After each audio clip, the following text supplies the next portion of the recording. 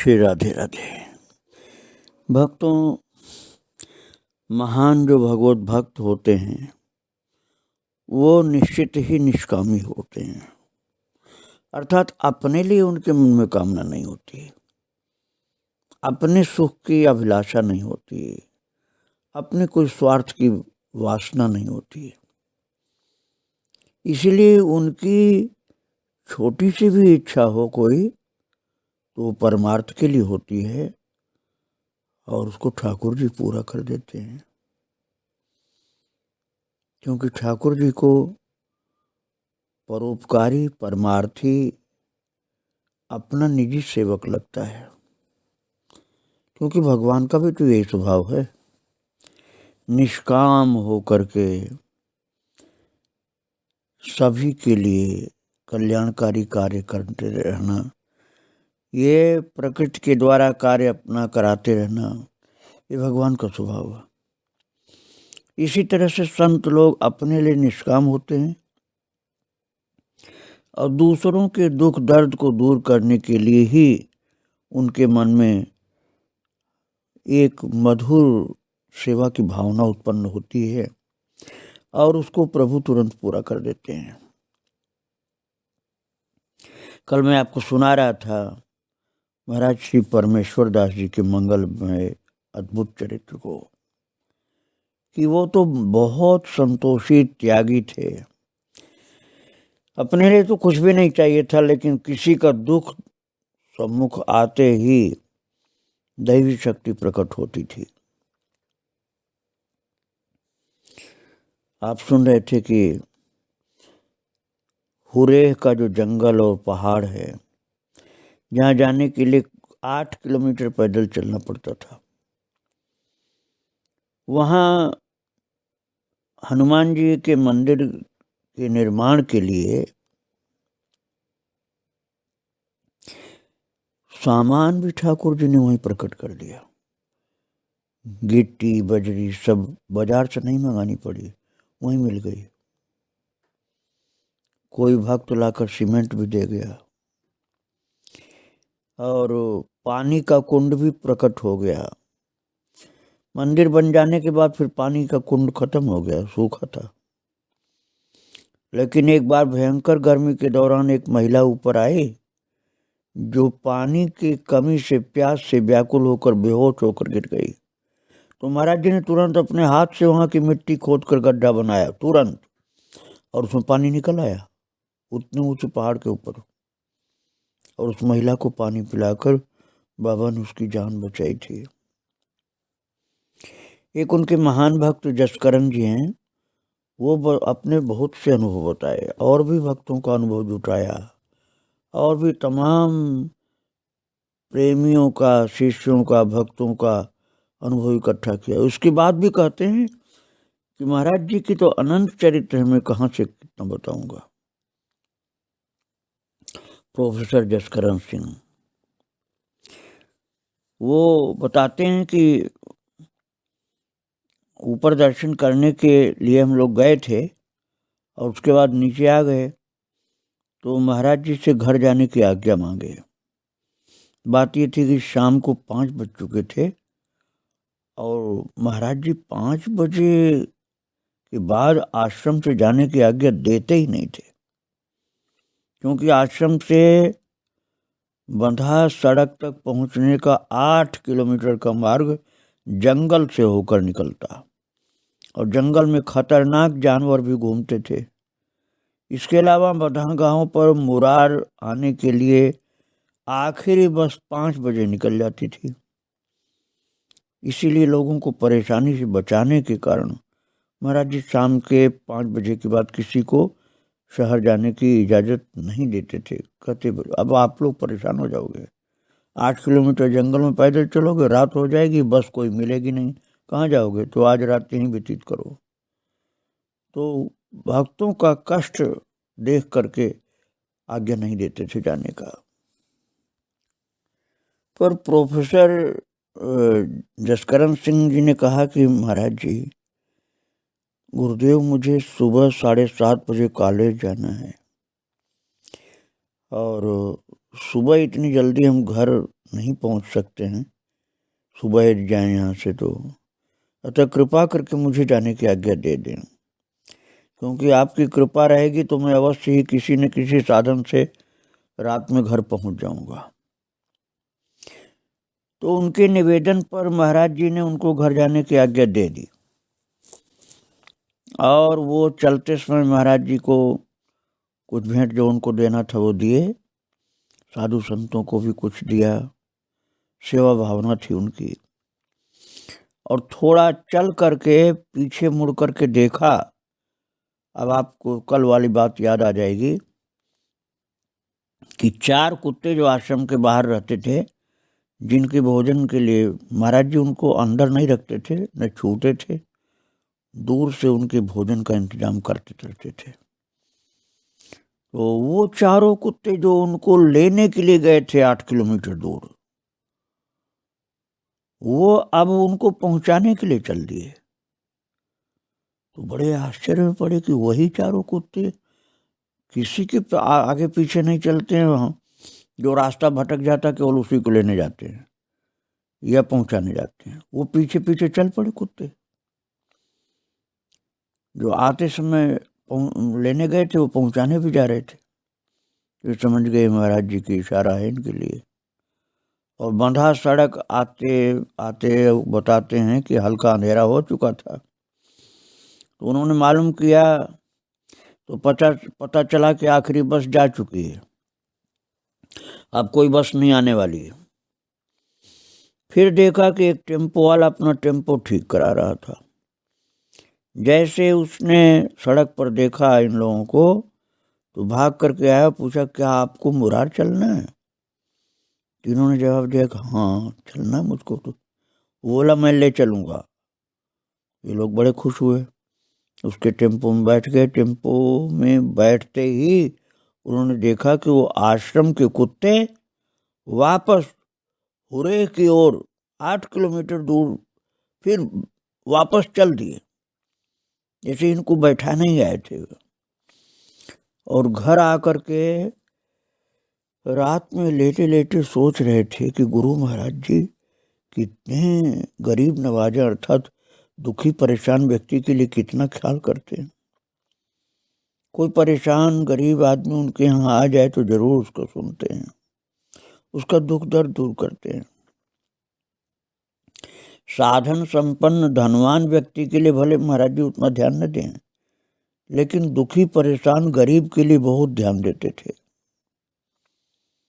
चाहे उसके पास 1 पैसा भी दक्षिणा देने को न हो, लेकिन उसकी व्यवस्था महाराज जी करते थे। धनवान लोगों के लिए महाराज जी को उतना ध्यान नहीं रहता था। यही संत की विशेषता है भक्तों में, और ये उनके अंदर भरपूर थी विशेषता परमेश्वर दास जी महाराज के अंदर। महाराज जी अपने आश्रम पर जो जीव थे उनके आश्रित जैसे गायें, तो उनका ध्यान रखते थे, उनके चारा का सेवा का। लेकिन जो कुत्ते मैंने बताया ना 4 कुत्ते, वो तो आश्रम के अंदर नहीं बाहर रहते थे, लेकिन उनके भी भोजन का ध्यान रखते थे। गायों को जैसे समय पर चारा दिया जाता था, दिया गया कि नहीं दिया गया, पानी पिलाया गया कि नहीं पिलाया गया, इसका ध्यान महाराज जी रखते थे। जबकि सिद्ध पुरुष अपने ध्यान में भगवान के ध्यान में रहते थे। फिर भी सेवा की कितनी भावना थी कि 4 कुत्ते जो बाहर बैठे हैं उनको टिक्कर डाले गए या नहीं, इस पर भी ध्यान था उनका। भगवान की भक्ति में लगे हुए भी सेवा का ध्यान कितना था। और मंदिर के आसपास महाराज 2 सांप घूम रहे थे, इन लोगों ने देखा था। और नीचे आश्रम पर भी 2 सांप घूमते हुए दिखलाई पड़े, लेकिन ये सांप न किसी व्यक्ति को नुकसान पहुंचाते थे, न कोई वहां का व्यक्ति सांपों को भगाता मारता था। और अपना अनुभव बताते हैं कि 8-10 दिन हुए थे दीक्षा लिए हुए, और उनको पता चला कि महाराज जी मुरार पधारे। और मदन मोहन मंदिर में ठहरे हुए हैं। तो उस दिन रविवार था, प्रोफेसर जसकरण जी की छुट्टी थी। तो सुबह पूजा करके, पूजा से जब निवृत्त हुए तो महाराज जी का दर्शन करने गए, गुरुदेव का दर्शन करने। तो उन्होंने देखा कि महाराज जी के साथ तो बहुत से साधु लोग भी हैं। महाराज जी को प्रणाम करके निवेदन किया कि आज दोपहर का भोजन मेरे घर आप ग्रहण करें गुरुदेव, सब संतों के साथ, तो बड़ी कृपा आपकी होगी। महाराज जी थोड़ा रुक करके बोले, अच्छा ठीक है, भगवान का प्रसाद ग्रहण करूंगा, या साधुओं की गिनती कर लो, घर जाकर उतने लोगों का भंडारा तैयार करना। तो उन्होंने साधु गिने तो महाराज जी के साथ 14 महात्मा थे। बाबा बोले 16 महात्मा का भोजन बनवाना। फिर उन्होंने पूछा जसकरण जी ने कि भोजन में क्या बनवाए गुरुदेव। तो अब देखिए कितना सादा जीवन था महाराज जी का।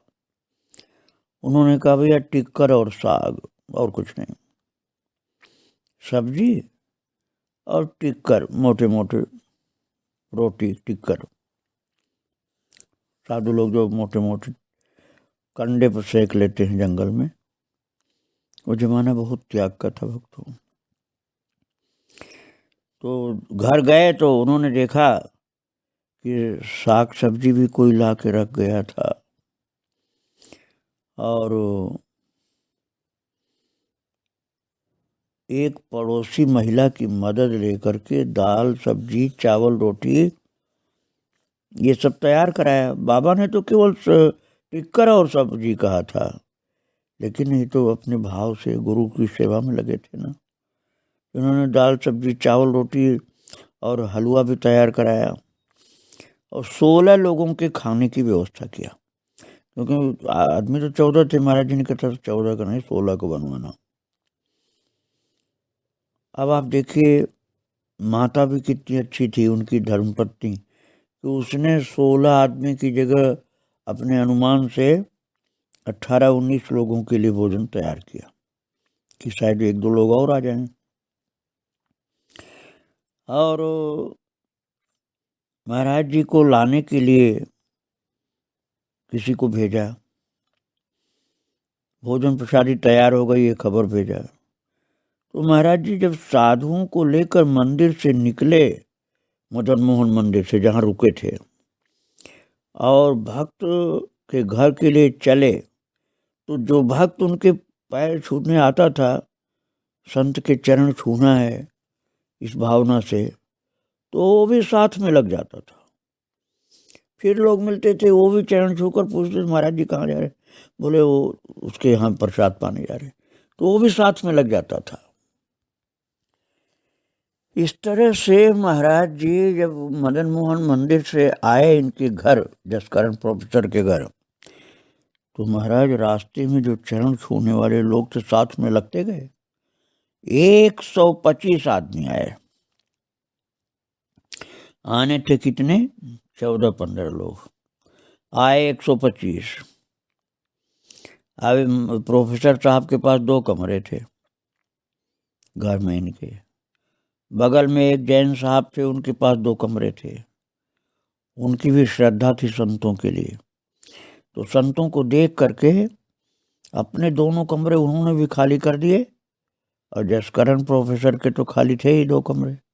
4 कमरों में सभी संतों के लिए पहले, फिर भक्त जो लोग आए थे श्रद्धावान, उन सब लोगों के लिए सबको बैठाया गया। अब ये लोग घबराए, प्रोफेसर जसकरण और उनकी पत्नी, कि भोजन तो बनाया गया है 15-16 लोगों का, और यहाँ तो 125 लोग भोजन करने के लिए बैठ गए, अब क्या किया जाए। लेकिन प्रोफेसर जसकरण सिंह को ये विश्वास था कि हमारे गुरुदेव भगवान के इतने उच्च कोटि के महान प्रेमी भक्त हैं कि इनके लिए कुछ भी असंभव नहीं। भले ही 15 लोगों का भोजन है, लेकिन गुरुदेव 125 लोगों का पेट भर देंगे इतने में ही, ये विश्वास था उनको। फिर भी जसकरण जी मन ही मन डरते रहे कि भोजन तो 20 लोगों से भी कम लोगों का है, अधिक से अधिक 20 लोग पा सकते हैं, इतना ही है। पर यहाँ तो 125 लोग खाने के लिए बैठ गए। अब 125 लोग प्रसाद पाने बैठ गए लाइन से। अब तो घबराए कि ये तो कुछ भी नहीं हम दे पाएंगे इनको। तो मन की जो इनकी आशंका थी गुरु महाराज जान गए। तो उन्होंने बुला के कहा, अरे क्यों परेशान है, तू भी मेरे बगल में बैठ जा। महाराज जी ने अपने बगल में उनको भी बैठा दिया कि तू भोजन की चिंता मत कर, मेरे बगल में बैठ और यहाँ प्रसाद पा, तो तेरी पत्नी सबको भोजन कराएगी, चिंता मत कर। तो महाराज वो भी बैठ गए बगल में। अब तो अकेली रह गई धर्मपत्नी उनकी। और महाराज जी ने उसको बुला करके कहा कि जिन बर्तनों में खाने का सामान रखा है उन्हें ढक दो। सिर्फ एक तरफ से अपना एक हाथ डाल करके सामग्री निकालते रहना, खोल कर मत देखना कि कौन चीज कितना है, और सबको परोसते रहो। और जसकरण की पत्नी ने वही करना शुरू किया। सभी भक्तों को भोजन प्रसाद धीरे धीरे अकेली परसती रही, खिलाती रही, और 125 लोगों ने भरपेट भोजन किया। तब पत्नी ने स्वयं और अपनी सहेली के साथ भोजन किया। जसकरण तो महाराज जी के साथ बगल में बैठ के प्रसाद पाए थे। अब इसके बाद पत्नी ने भोजन खोल करके देखा कि हमने जितना खाना बनाया 20 आदमियों का अधिक से अधिक, वो तो पूरा बचा हुआ रखा है, उसमें से तो कुछ कमी नहीं हुआ। और ये चमत्कार देख करके ये भक्त लोग हैरान रह गए। कॉलोनी के कुछ लोग जो गुरु महाराज जी का दर्शन करने आए थे वो भी ये देखकर बोले कि बचा हुआ खाना तो बाबा का प्रसाद है, इसको कॉलोनी में बंटवाइए। फिर वो बचा हुआ कॉलोनी में भी बांटा गया।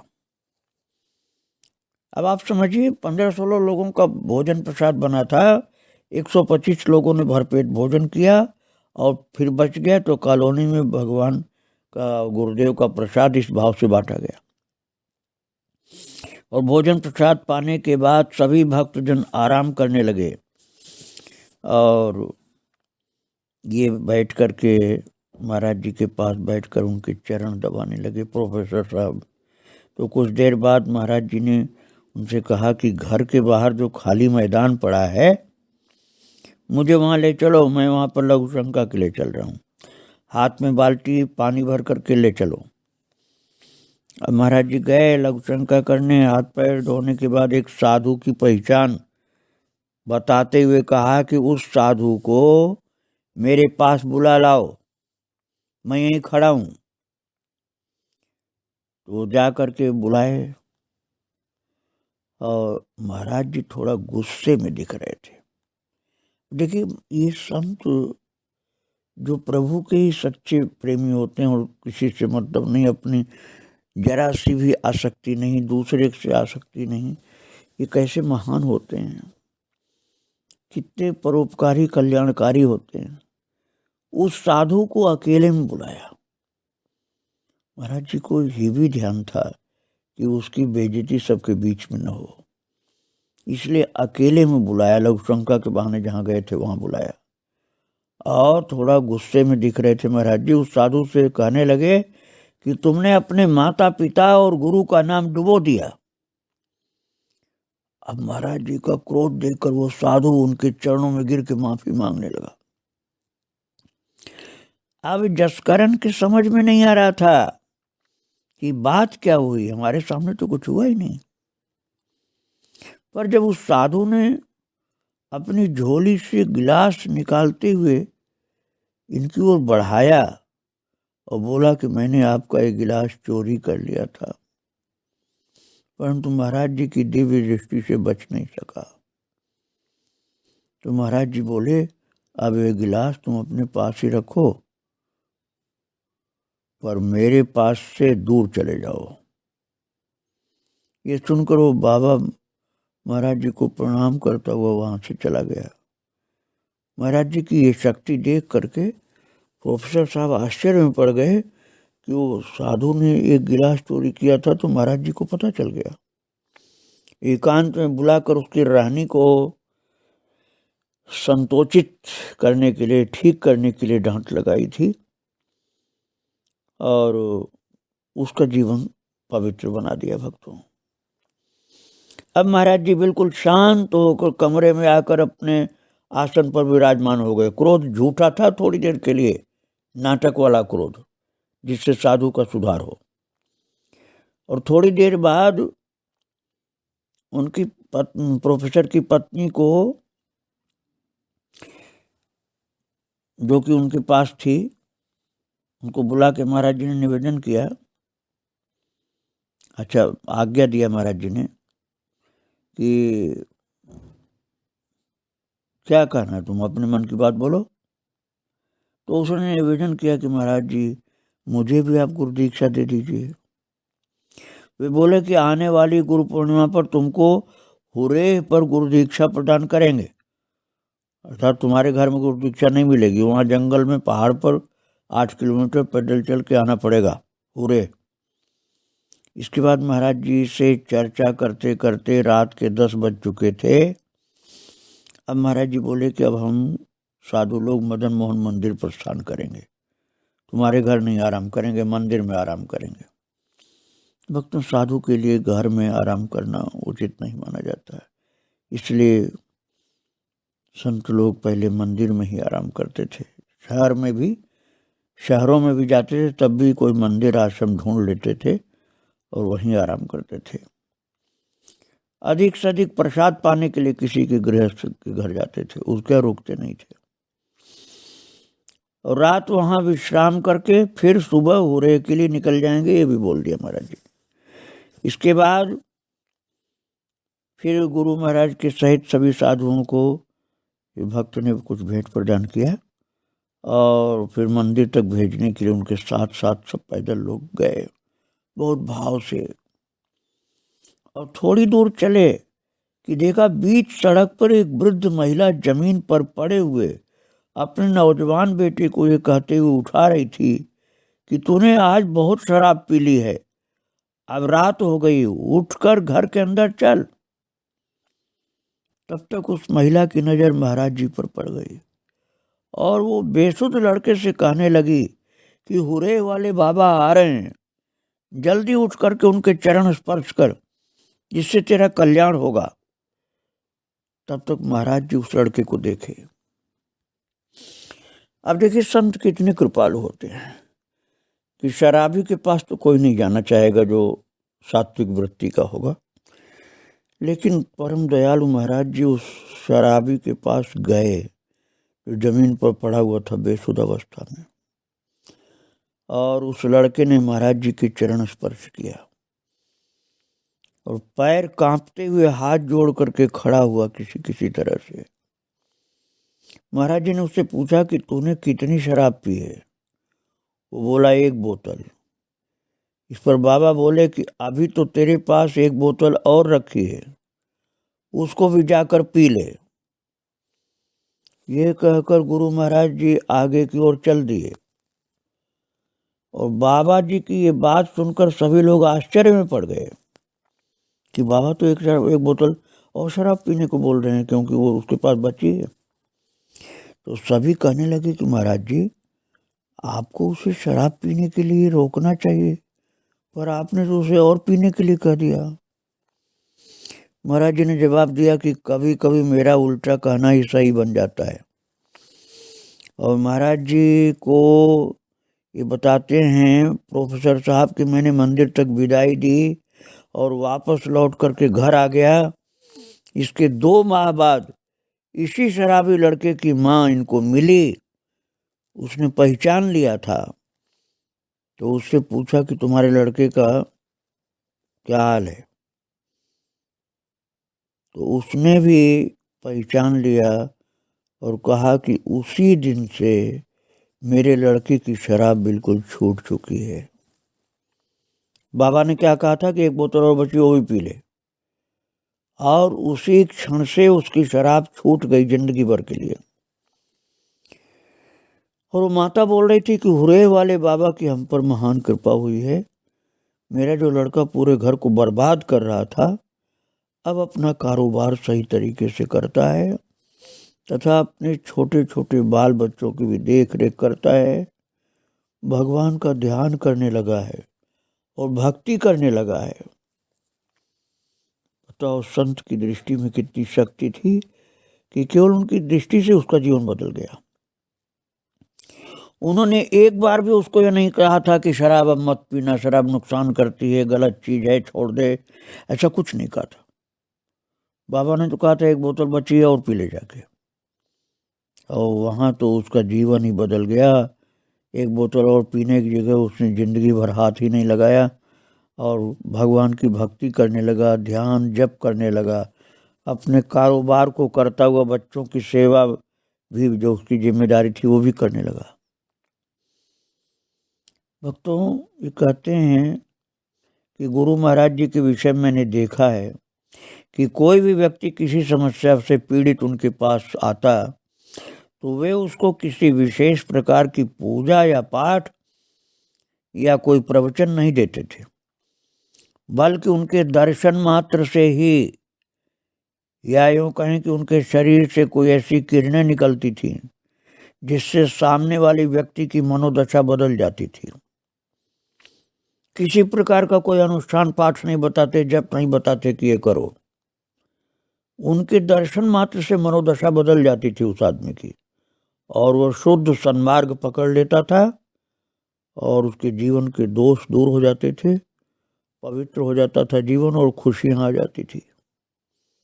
ऐसी विलक्षण शक्ति महाराज जी में थी। आगे मैं आपको और सुनाऊंगा परमेश्वर दास जी महाराज के मंगलमय चरित्र को।